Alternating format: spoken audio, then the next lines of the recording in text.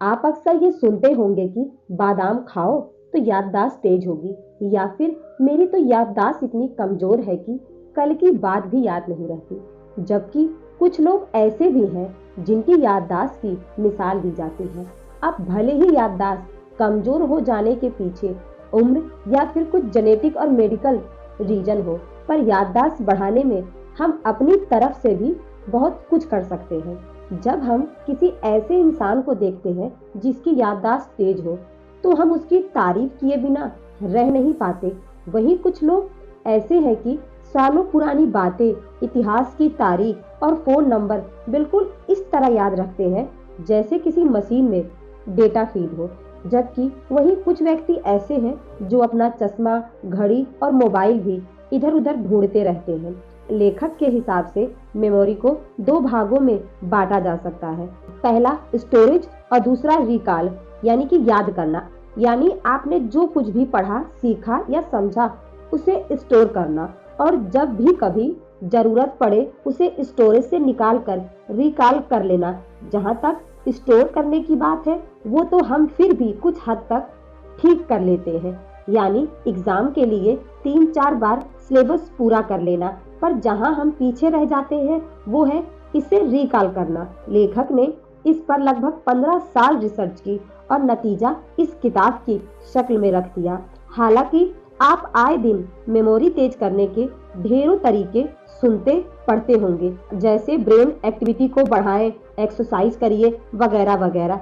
मैं आपको ये नहीं कहूंगी कि आप ऐसे तरीकों से दूर रहिए, बल्कि आपको कुछ बहुत ही लॉजिक टिप्स देते हैं जो वाकई असरदार है। तो चलिए शुरू करते हैं। मेमोरी के बारे में सबसे पहले बात करने वाले लोगों में ग्रीक फिलोसोफर का नाम सबसे ऊपर लिया जाता है। उन्होंने मेमोरी को एक ऐसे मिक्स की तरह बताया है जो रोशनी और अंधेरे से मिलकर बना है। जब तक इसे हिलाया ना जाए तब तक ठीक रहता है, पर जैसे ही हिल डुल जाए तो मेमोरी कमजोर पड़ने लगती है।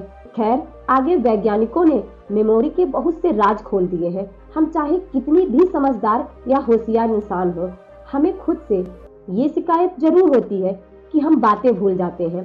फिर चाहे किसी का जन्मदिन हो या कोई पासवर्ड या किसी जरूरी मीटिंग में लगने वाली फाइल।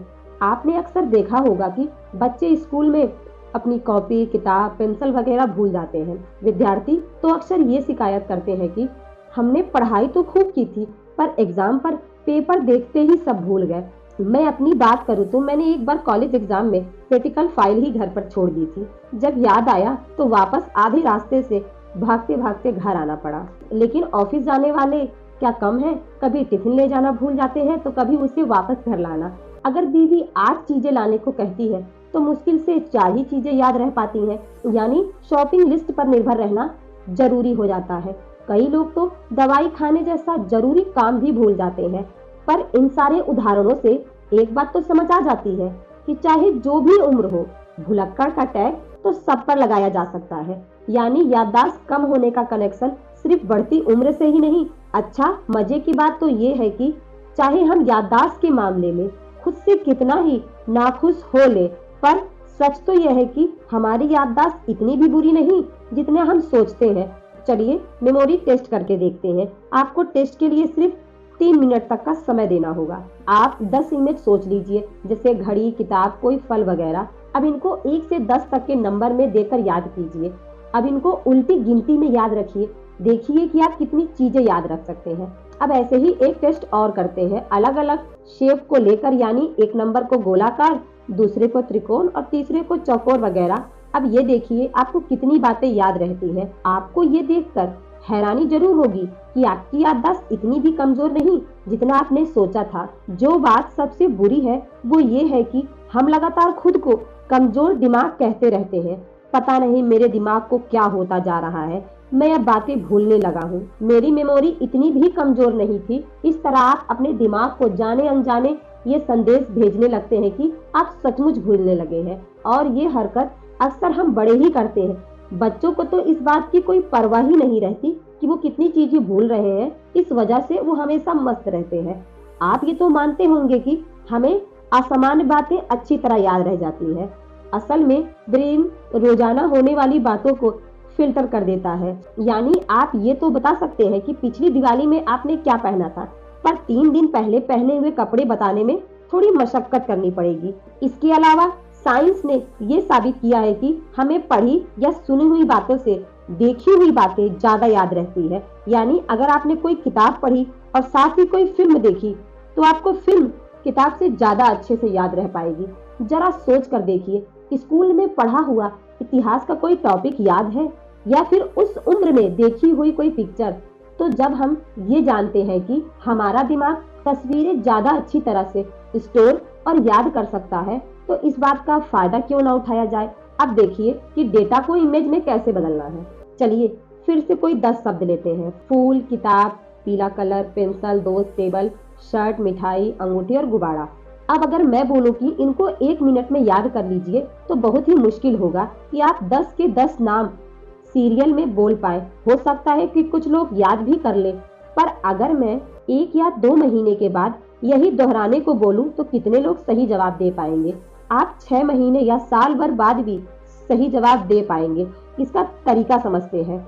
अब ऊपर पढ़े नियमों को काम में लाते हैं। ये सारे बहुत आम शब्द हैं, इनको थोड़ा असामान्य बनाते हुए चलते हैं। आपने हरा गुलाब बहुत कम देखा होगा, तो अपने दिमाग में एक हरे गुलाब की तस्वीर बनाएं। अब किताब से आप सोचेंगे कि क्यों ना फूल को किताब में रखने की बजाय इमेजिन किया जाए, पर इसमें नया क्या है। तो चलिए फिर कुछ असामान्य इमेज बनाते हैं। आपने उस हरे गुलाब की डंठी को पीले रंग की स्याही में डुबोकर किताब पर अपना नाम लिख दिया। स्याही का रंग भी अनोखा है जो आप कभी नहीं भूलने वाले हैं। एक बार तो ये सब आपको बेसिरे पैर की बातें लगेंगी, पर हम यहाँ लॉजिक नहीं कल्पना करने को ही बोल रहे हैं, और कल्पना में तो पूरी छूट रहती है। इस बात पर यकीन मानिए कि अगर आप ये तरीका अपनाना शुरू कर देते तो कुछ भी याद रख सकते हैं, और वो भी हमेशा हमेशा के लिए। आगे बढ़ने के लिए कनेक्शन बनाना जरूरी है, लेकिन कनेक्शन बनाने का सबसे पहला कदम लोगों को याद रख पाना। रोजाना 2-4 लोगों को तो फिर भी याद रखा जा सकता है, पर अगर आपका काम ऐसा हो कि आपको रोज ढेरों लोगों से मिलना पड़े तो उनको कहाँ तक याद रख पाएंगे। पर यह काम इतना भी मुश्किल नहीं है। चलिए इसका भी तरीका बताती हूँ। आप जिनसे भी मिले उनका नाम दोहरा ले, मन ही मन एक बार उनका नाम लिखे। अगर आपको 1 से ज्यादा भाषा आती है तो हर भाषा में उनका नाम इमेजिन करते हुए लिख ले। इस तरह आपको उनका नाम इतने अच्छे से याद हो जाएगा कि जो आप कभी नहीं भूलेंगे। लोगों से मुलाकात करते हुए उनके चेहरे, हाव भाव और पहनावे पर गौर करें, उनसे उनकी हॉबी पूछें।